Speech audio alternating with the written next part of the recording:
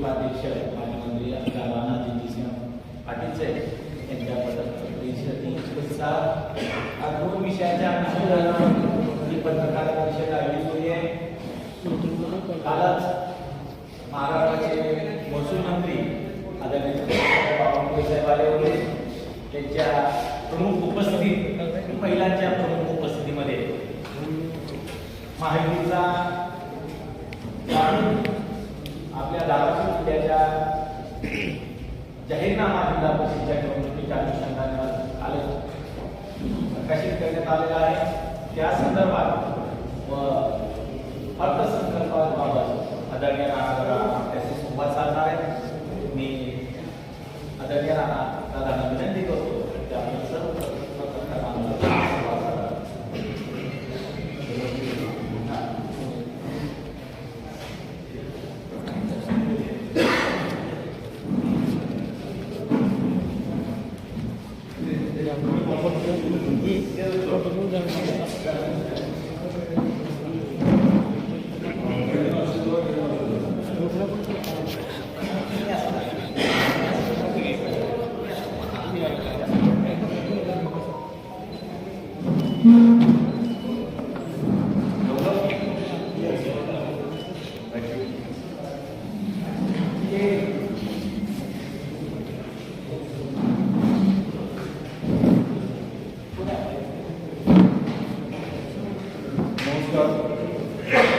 आपल्याला 2 विषयांच्या बाबतीमध्ये थोडंसं इंडिपेंडेंट बोलायचं होतं।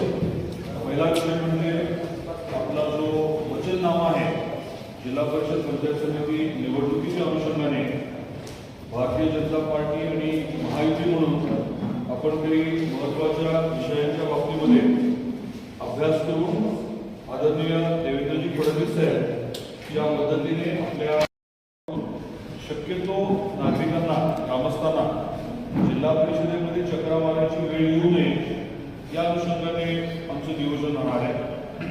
दुसरा विषय जो आहे तो आरोग्याच्या बाबतीत आपल्याला कल्पना आहे की आरोग्य सेवा जी आहे ती आपण प्रत्येक गावात पोहोचवण्याचा निर्णय घेतला होता, त्याचं नियोजन झालं होतं।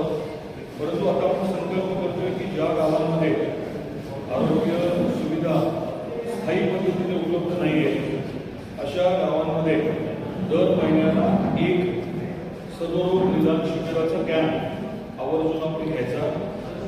त्याच्यानंतर पर्यटन विकासाच्या बाबतीत आपल्या ग्रामीण पर्यटनाचा विषय अजून चांगल्या पद्धतीने हाताळा आपण निर्णय घेतले की या माध्यमातून जे ऐतिहासिक धार्मिक आणि निसर्गरम्य आपल्या जिल्ह्यातले ठिकाण आहेत त्याचा विकास करायचा, जेणेकरून तिथे स्थानिकांना रोजगाराची संधी उपलब्ध होईल, स्थानिकांना उद्योग व्यवसाय करता येतील आणि आपल्या अर्थकारणाला अजून चालना मिळेल।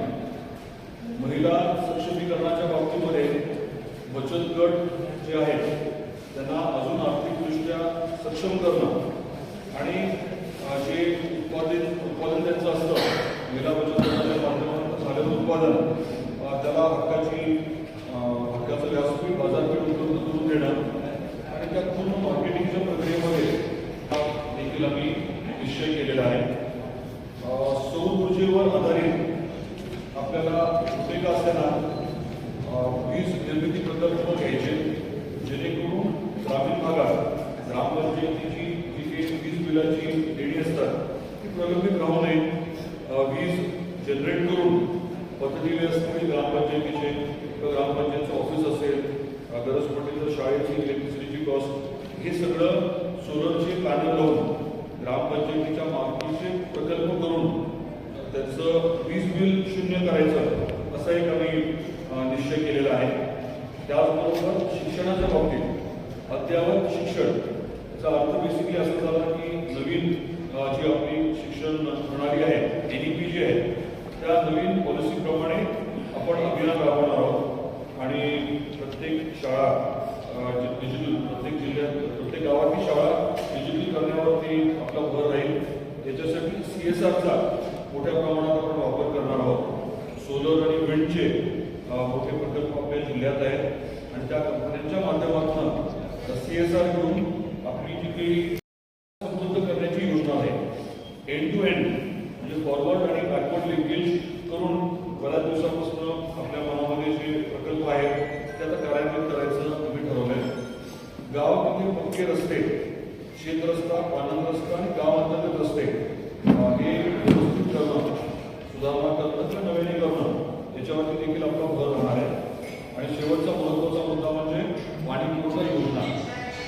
आपल्याला कल्पना आहे की आपल्या जिल्ह्यात आणि देशात अनेक गावांमध्ये योजनांचं काम अपूर्ण आहे वेगवेगळ्या कारणामुळे. युद्ध पातळीवरती लक्ष देऊन त्या ज्या अर्धवट पाणी पुरवठ्याच्या योजना आहेत त्या पूर्ण करणं, त्याच्यामुळे खराब झालेले रस्ते दुरुस्त करणं याच्यावरती देखील भर द्यायचा ठरवलं. तर आपल्या प्रेस कॉन्फरन्सचा पहिला मुद्दा हा आहे की महायुती वचननामाच्या माध्यमातून या 10 मुद्द्यांच्या बाबतीत आपल्या धाराशिव जिल्ह्यातील ग्रामीण भागातल्या जनतेला शब्द देते की पुढचे 5 वर्ष याच्यावरती फोकस करून जसं आम्ही नगर परिषदला ठरवलंय 100 दिवसाचा प्रोग्राम आदरणीय देवेंद्रजींनी जे आपल्या राज्य स्तरावरती केले ते आपल्या जिल्ह्याच्या स्तरावरती देखील त्याचं अनुकरण करायचं आणि प्रशासन जे आहे ते पारदर्शक करायचं.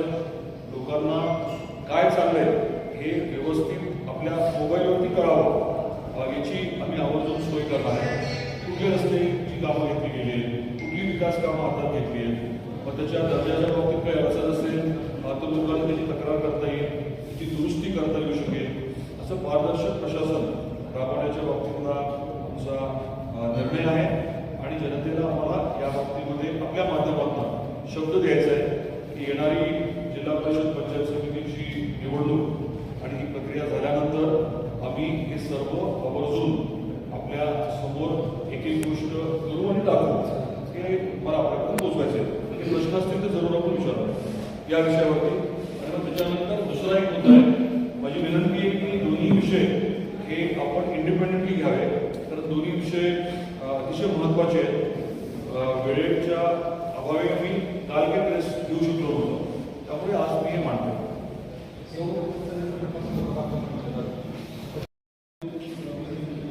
सौर ऊर्जेच्या बाबतीमध्ये 2 गोष्टी आहेत. एक तर आपली ग्रामपंचायतीची इमारत किंवा ग्रामपंचायतीच्या मालकीच्या ज्या इमारती आहेत त्याच्यावरती रूफटॉप सोलर आणि जिथे शक्य असेल, जिथे जागा उपलब्ध असेल, खास करून समजा गायरात जागा उपलब्ध आहे तर ग्रामपंचायतीच्या मालकीचा सौर ऊर्जेचा प्रकल्प कार्यान्वित करण्याच्या बाबतीत आम्ही ठरवतोय. त्याला निधी म्हणजे कुठून मिळणार? त्याला बऱ्यापैकी पैसे जे आहेत ते कर्ज स्वरूपामध्ये कमी व्याजदरावरती मिळतात. शासनाच्या योजना आहेत आणि आपण काही प्रमाणामध्ये त्यांना अनुदान उपलब्ध करून देणार. म्हणजे जसं आपण सोलर पंपच्या बाबतीत करतो, सोलर पंपची योजना कशी आहे की स्वतःची समजा 25,000 रुपये, पंपची कॉस्ट किती असते, मे बी 3 लाख असेल. बाकीचे पैसे जे आहेत ते अशा पद्धतीने रेज होतात की शेवटी तो पूर्ण विषय फायनान्शियली वायबल होतो. म्हणजे अर्थकारणाचा विचार केला तर तो प्रकल्प तोट्यात जातो. जलजीवन मिशनच्या 526 योजना आहेत. त्या 526 पैकी 403 योजना ज्या निधी मिळाला पेंडिंग आहे, राज्य शासनाला केंद्र सरकारकडून निधी मिळालेला नाही. मग तो निधीचा प्रश्न कसा सॉल्व्ह? त्या बाबतीतच मुद्दा मी काय म्हटलंय, गावोगावी अपूर्ण असलेल्या योजना पूर्ण करण्यासाठी युद्ध पातळीवर काम करणार. बेसिकली आम्ही या बाबतीमध्ये मुख्यमंत्री महोदयांना बोललेलो आहोत. त्याच्या अनुषंगाने मुख्यमंत्री महोदयांनी केंद्र सरकारबरोबर संबंधित मंत्र्यांवर चर्चा केली आणि साधारण 15,000 कोटी रुपये हे आपल्याला पुढच्या नजीकच्या काळात अपेक्षित आहे या योजना ज्या आहेत त्या पूर्ण करण्यासाठी. आपल्याला म्हणजे ते राज्याला मदत शाळेच्या बाबतीत जिल्हा परिषदच्या शाळा स्मार्ट आपण सध्या जिल्हा परिषदच्या शाळांचं बोलतोय. त्याच्यामध्ये CSRचा वापर करून खास करून आपल्याकडे ज्या विंडमिल आणि सोलरचे आहेत प्रोजेक्ट आहेत त्या कंपन्यांकडून CSR उपलब्ध करून घेऊन ही योजना आपण राबवायचं ठरवलं. जिल्हा परिषदेचं जिल्हा परिषदेच्या मोठे जिल्हा आहे डेव्हलप करून काही उमेद